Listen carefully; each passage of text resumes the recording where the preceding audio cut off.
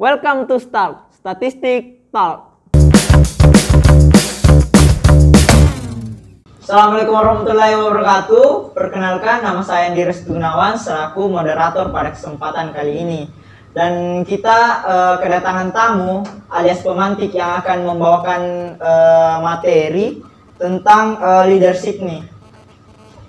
Untuk lebih lengkapnya, namanya Kakanda Ajuanda Besya Putra. Dia ini punya track record menjadi ketua himpunan di HMP Statistika pada tahun 2020 dan sekarang menjabat di Badan Eksekutif Mahasiswa pada Menteri Sosial Politik.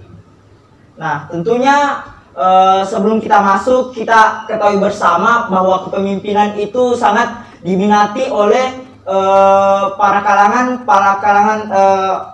pemuda-pemuda sekarang, yang dimana leadership ini, pelatihan leadership ini seperti obat sakit kepala tentunya, yang dimana apapun masalahnya, jika kita dikasih obat ini tentunya akan langsung waiting 5 minutes sakit kepala itu hilang, alias masalah-masalah itu hilang. Dan tentunya leader itu alias pemimpin itu dia adalah motor penggerak sebuah organisasi, yang dimana semua track record dari A sampai Z yang dihasilkan oleh himpunan atau organisasi itu tidak jauh-jauh dari leader itu sendiri.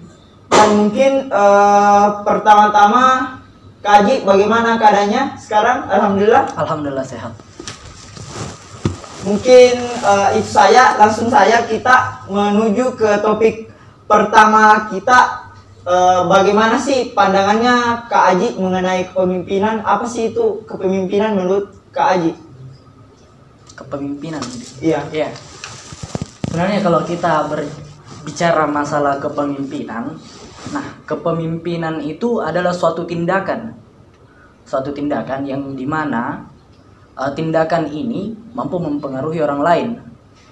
Nah, makanya ada dikatakan pemimpin dan ada dikatakan pimpinan, dan ada orang yang terpimpin dari suatu kaum, himpunan maupun apapun itu.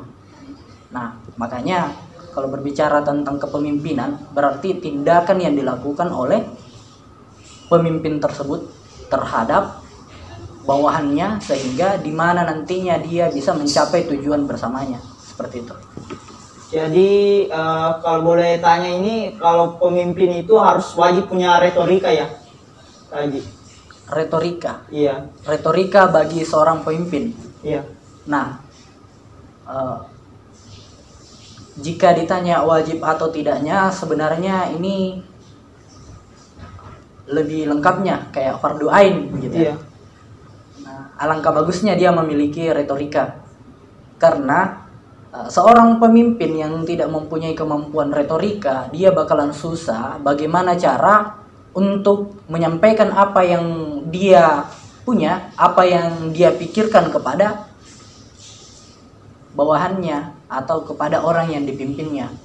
Nah, jadi kalau saya sebenarnya tidak harus punya juga, tapi fardu ain lah, semi-semi wajib, seperti itu. Siap. Kalau leadership itu menurut Kaji alias kepemimpinan itu penting nggak sih dimiliki setiap orang? Penting. Karena kenapa? Sekarang bisa terlihat sangat jauh bedanya orang yang terpimpin, orang yang memiliki kepemimpinan atau dasar untuk itu sangat beda. Dia berani melakukan sesuatu, dia tahu kemana dia akan berjalan, visioner lah istilahnya.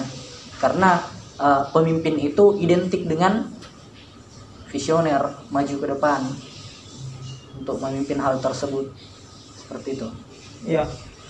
Kan Kak Aji ini kemarin masa kepemimpinannya itu pas COVID ya, 2020. Iya. COVID.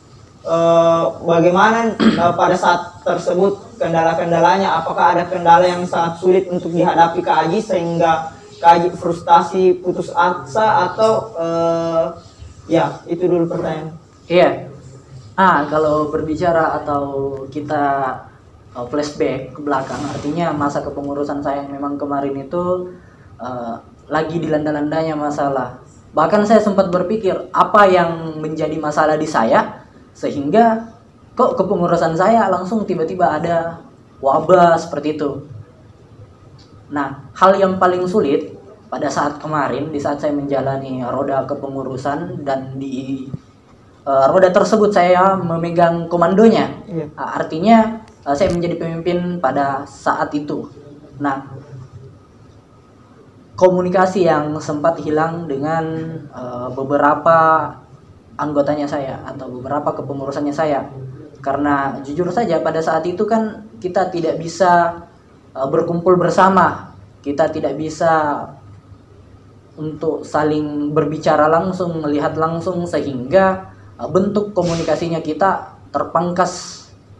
Jadi ada beberapa anggota yang betul-betul ketika wadah kemarin itu komunikasinya tidak sampai atau kita susah berkomunikasi dengan mereka sehingga mengakibatkan hal-hal yang tidak diinginkan, artinya memperlambat jalannya satu proses kegiatan atau semacamnya seperti itu. Nah, itu yang menjadi tantangan tersendiri kemarin waktu di kepengurusan saya. Artinya ya komunikasi yang biasanya menjadi inti dari suatu pokok jalannya suatu perintah dari antara pemimpin dan anggotanya, nah itu yang terputus seperti itu. Jadi gara-gara situasi dan kondisi yang tidak abnormal ya. Ya, betul sekali. Jadi kalau boleh bertanya lagi Kak Haji, pada situasi abnormal atau turbulensi tersebut bagaimana pandangannya Kak Haji, orang-orang ke Kak Haji? Apakah ada yang protes tentang ini, bilang pemimpin itu tidak becus begini atau bagaimana? Dan kalau memang ada kayak begitu, bagaimana caranya Kak Haji sebagai seorang pemimpin kemarin itu menghadapi hal tersebut? Iya, sebenarnya kalau masalah seperti itu pasti banyak, iya. Tentunya banyak. Nah, dalam menyikapi situasi pasti orang-orang beranggapan, wah ini kenapa seperti ini, kenapa bisa seperti ini? Karena mereka tidak tahu apa yang terjadi di balik itu semua. Iya. Tapi yang mereka lihat, lah kok hasilnya seperti ini. Iya. Dari proses tersebut. Ya tentunya dorongan-dorongan tentu ada dari berbagai pihak malahan. Bahwa kok tidak seperti ini, tidak seperti ini. Jadi komentar-komentar seperti itu ada masuknya ke kita. Ada masuknya pasti.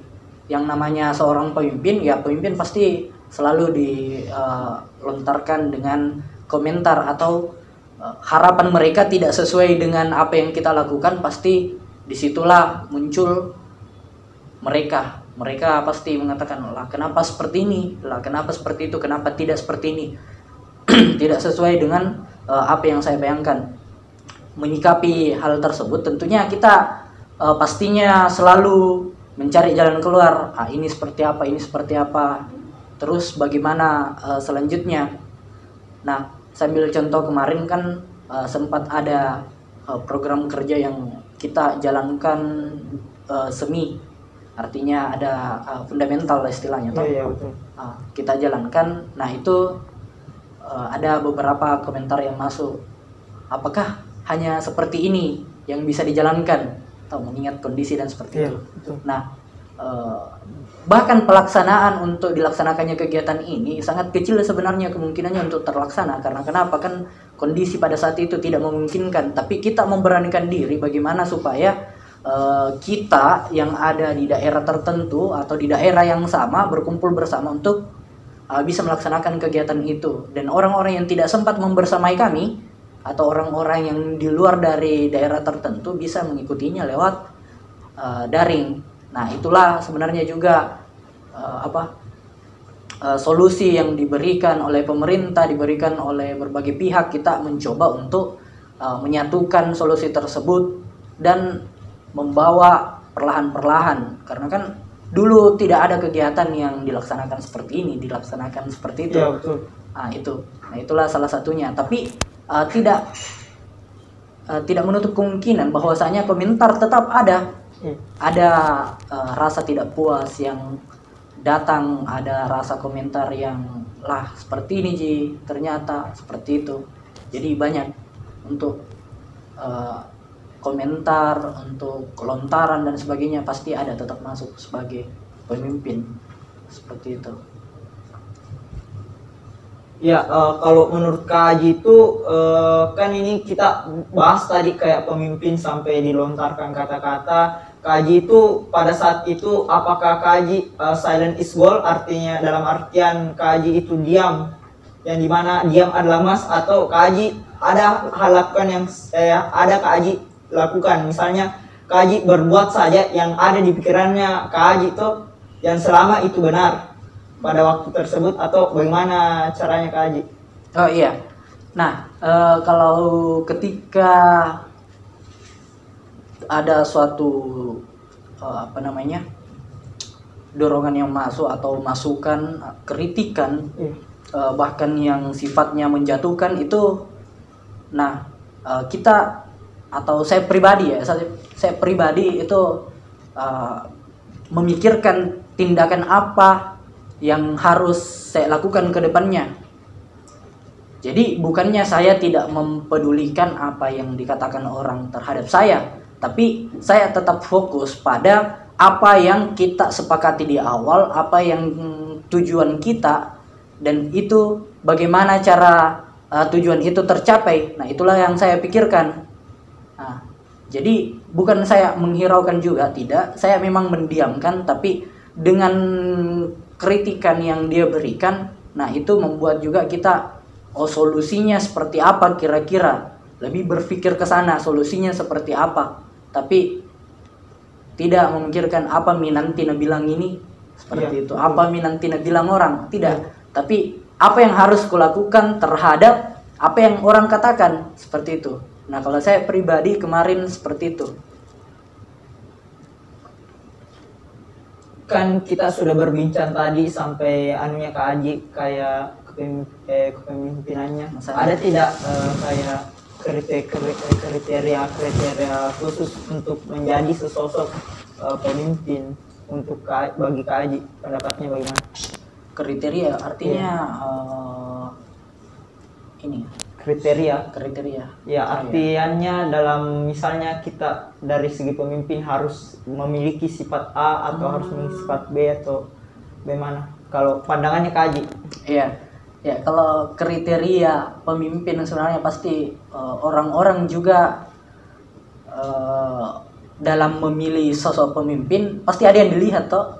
Ada yang dilihat, oh ternyata ini orang seperti ini orang seperti ini. Bahkan wanita pun dalam menentukan satu pasangan yang ingin dia miliki, dia melihat, oh dia seperti ini, dia seperti ini, artinya seperti itu. Nah, kalau berbicara masalah pemimpin, nah tadi sempat juga kita dibahas di awal. Nah, dalam kriteria menjadi sosok seorang pemimpin itu harus berkarisma. Kenapa berkarisma? Karena orang yang memiliki karisma terkesan seperti wah lebih dibanding yang lain, artinya keberadaannya saja bisa membuat orang tertarik terhadap dia. Nah, terus retorika yang kedua. Nah, orang yang beretorika itu luar biasa, artinya dari apa yang dia pikirkan dia bisa sampaikan seperti itu. Bahkan orang yang memiliki retorika, nah itu ada beberapa buku juga membahas tentang itu, bahwa dia berbicara baru dilihat sama orang lain seperti itu. Nah, itulah pentingnya juga ketika dia menjadi seorang pemimpin, terus dia mempunyai sifat karisma dan retorika. Saya pikir itu luar biasa. Dia dapat mempengaruhi banyak orang. Terus visioner, dia harus visioner, artinya dia punya visi yang jelas. Apa yang dilakukan ke depannya harus jelas, karena pasti seorang anggotanya bagaimana ini mempertanyakan bagaimana kelanjutannya ini, ya pokoknya dia harus memberikan suatu solutif dan mari kita jalankan sama-sama seperti itu. Nah, terus juga dia punya semangat. Nah, semangat yang dimaksud di sini bagaimana dia bisa mempunyai semangat juang yang tinggi dan bisa membangkitkan semangat juga pada anggotanya. Seperti itu. Nah, ada pun juga beberapa dalam agama saya seperti Islam itu kan dijelaskan pemimpin itu harus amanah, harus tabligh dan sebagainya. Itu juga perlu menjadi kriteria tersendiri bagi seorang pemimpin seperti itu. Iya. Tadi kan sempat beberapa yang disebutkan dan lumayan banyak sampai ada yang amanah dan tabligh. Mungkin di sini dalam beberapa kriteria itu ada tidak yang paling penting harus dimiliki oleh seorang pemimpin? Bisa tidak itu kriteria yang tadi Kakanda sebutkan bisa tidak tawar menawar, maksudnya dalam artian misalnya kita hanya punya satu kriteria tersebut, bisa tidak kita jadi pemimpin seperti itu? Iya, bisa. Artinya yang tadi ku paparkan itu idealnya lah istilahnya. Artinya kalau ada yang begitu, wah Anas ini orangnya pasti sudah jelas. Nah, bertanggung jawab, dia amanah dan menyampaikan apa adanya. Itu saja 2 poin yang dimiliki. Nah, itu bisa nih orang dikatakan sebagai pemimpin. Cukup 2 itu saja yang paling di antara kriteria yang tadi Kakanda sebutkan. Siap.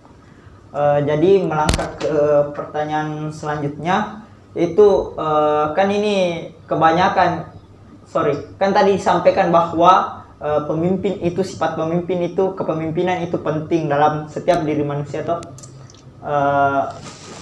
Yang ingin saya jadi pertanyaan itu kan ini ditahu ada mahasiswa kupu-kupu kuliah pulang. Kuliah pulang.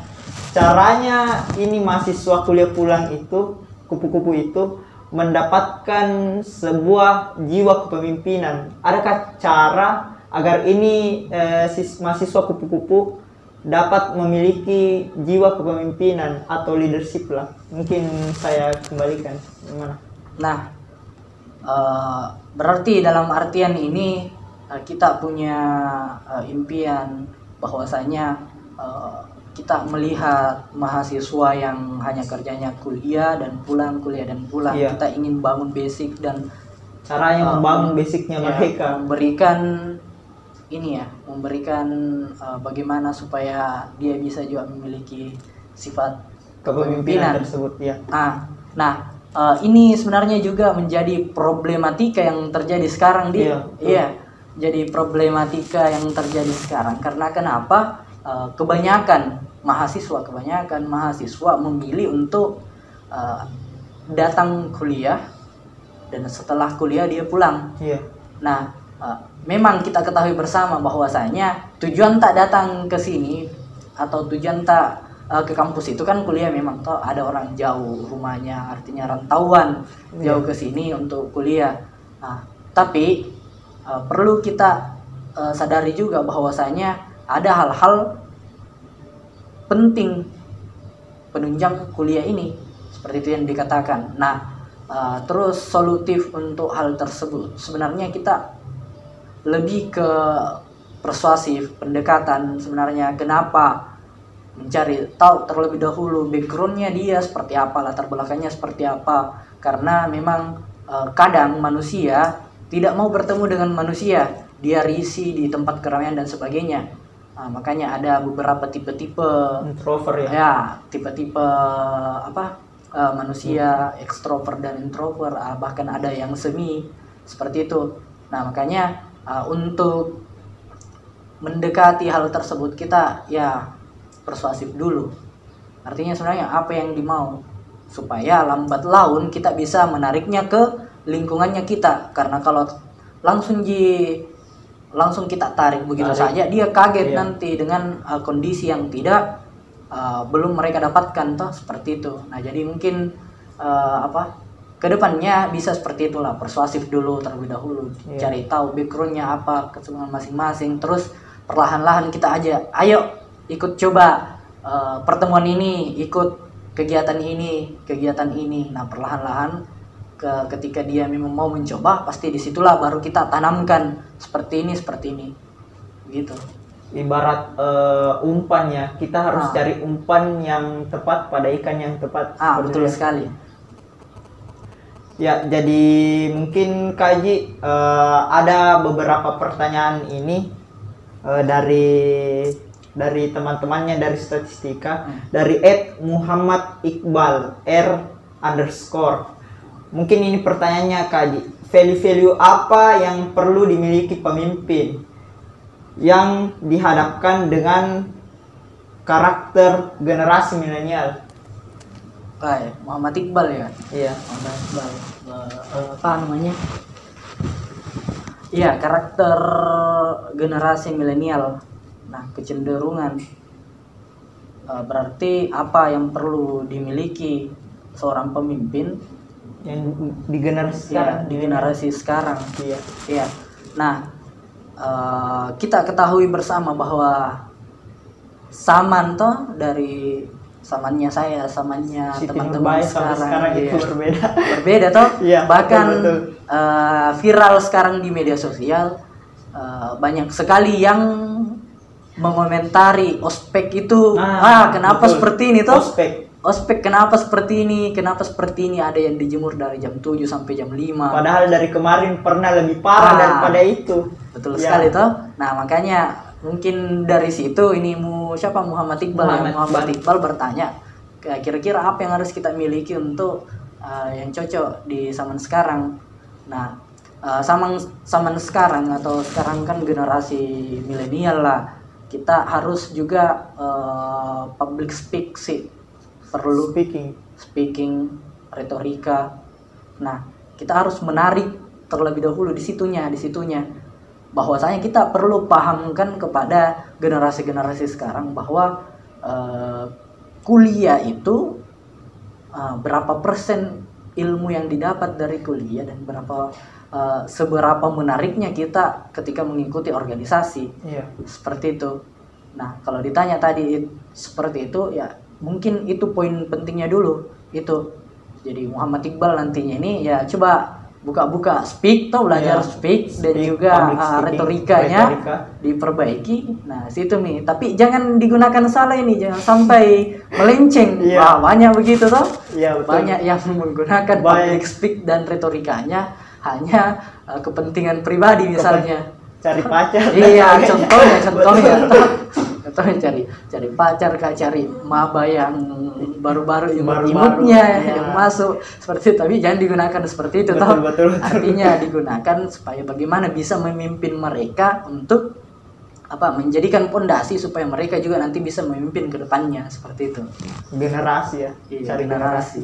Mungkin melangkah ke pertanyaan Q&A selanjutnya, mungkin ini tadi sudah terjawab dari @IG Wahda AAA.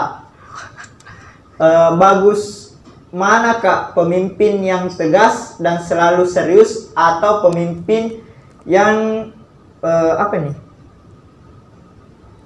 mendekatkan diri sama anggota? Yang mana bagus Kak? Harus tegas atau friendly ke anggota? Iya, sebenarnya ini hal-hal yang sulit juga sebenarnya karena tergantung kondisi-kondisi tertentu. Iya. Pertama, kan kita harus tentunya seorang pemimpin itu tadi tegas toh terhadap apa keputusannya nantinya, dan juga di sisi lain kita harus melakukan suatu pendekatan autentik terhadap anggota apa masalahnya dan sebagainya. Iya. Nah, kalau ketika bertanya bagusan mana, nah itu sebenarnya kondisional. Nah, ketika yang dipimpin dalam suatu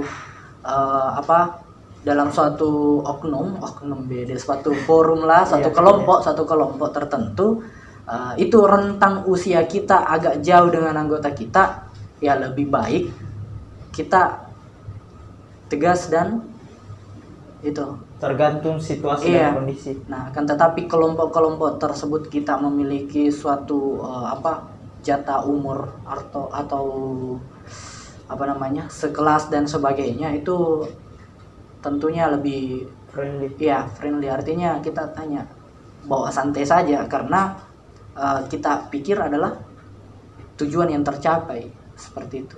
Jadi kondisional lah, siapa wahda AA. Wahda AA. Iya, wahda AA, kondisional seperti itu. Mungkin kita melangkah ke pertanyaan selanjutnya dari @leonestad21. Oh, IG-nya Anuta ini, adik-adik dari angkatan 21. Leiden is Leiden.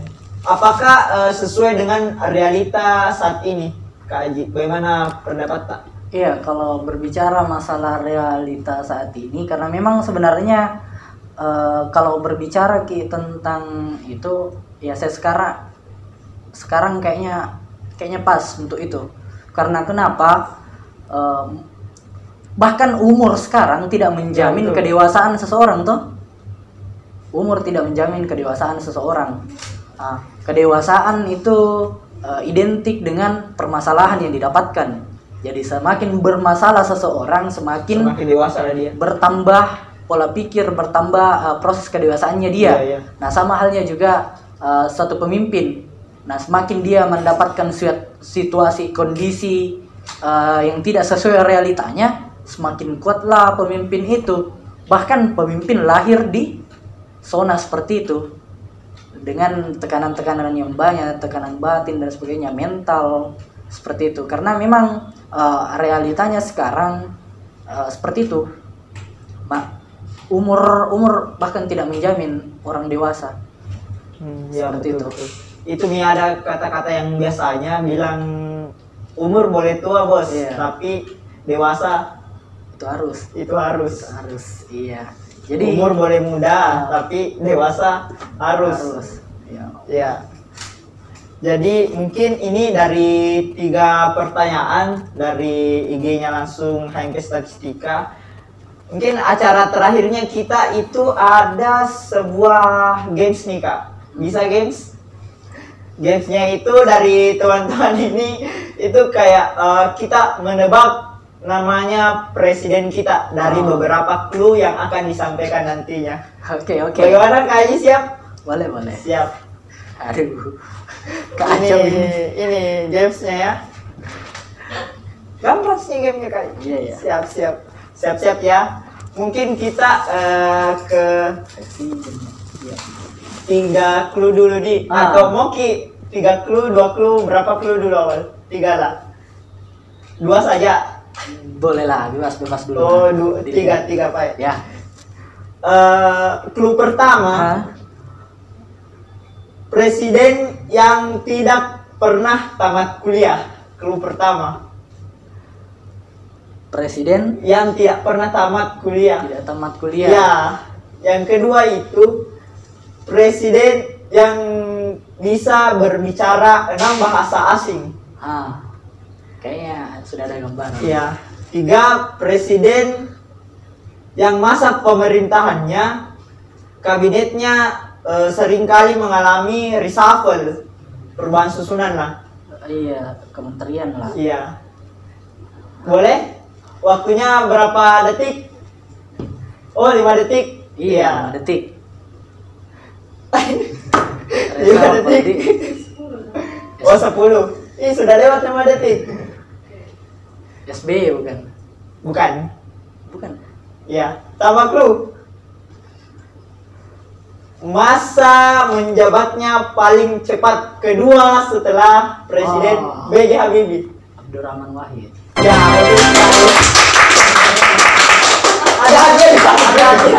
ada hadiah. Nanti hadiahnya disisipkan di balik layar ya Kak. Iya, karena aku pikir tadi SBY, karena SBY kan enggak kuliah juga. Betul. Sering reshuffle juga toh. Ini memang penginconya ini teman-teman dari bidang 5 sosial dan komunikasi. Ya, mungkin kita lanjut. Ada tidak closing statement dari Kak Aji mengenai hal tersebut, kepemimpinan zaman sekarang sampai kriteria-kriteria yang Kak Aji sampaikan mengenai kepemimpinan? Mungkin bisa Kak Aji sampaikan dulu mengenai hal tersebut. Penutup lah istilahnya. Ya, kalau saya seperti ini. Ketika Anda menjadi seorang pemimpin, berarti apapun yang orang-orang katakan, apapun orang-orang lakukan, itu Anda tidak bisa kendalikan hal tersebut. Tapi yang perlu Anda lakukan ataupun yang Anda bisa kendalikan adalah bagaimana cara Anda menyikapi hal tersebut. Itu. Terima kasih. Ya. Jadi intinya teman-teman, jika kalian ingin menjadi pemimpin, kalian harus memiliki visi dan tujuan yang jelas. Saya Andi Restu Gunawan sebagai moderator pamit undur diri. See you next time di start selanjutnya.